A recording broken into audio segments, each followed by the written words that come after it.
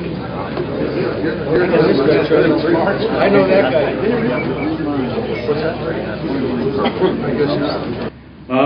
Everyone in this room has a story. Every veteran in this room has a story. Whether you served in the Great War, World War II, or the Vietnam War. I had 3 uncles in Vietnam. I had, of course, both grandfathers in World War II, and now it's my turn, my generation, in the Iraq and Afghanistan conflicts. And the number one issue with veterans that we're finding in Montana from my generation is transition.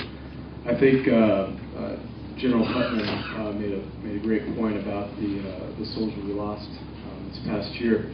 My number one concern, and the organization I belong to's number one concern, is reintegration. I do want to point out on behalf of all the veterans in the room, and I want the Secretary to understand that between Spokane, Washington, and Fargo, North Dakota, there is one VA medical center available for all the veterans living in that area, and that's here in Helena, Montana. We try to plug that gap with CBOCs, community-based outreach centers. As Albie pointed out, there's a long time between having these centers approved and having them funded so the doors are open. I live in Anaconda. I've never been to my CBOC, and if I wanted to go, I couldn't, because it's full. There's been so much demand on that little CBOC staffed by a nurse practitioner, no new patients can be handled there. The issues of transition, making sure that, and I write transition with a big T, not just moving that seriously wounded soldier from the DoD system into the VA system.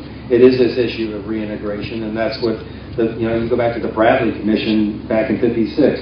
That was one of the most important pieces of what the VA does.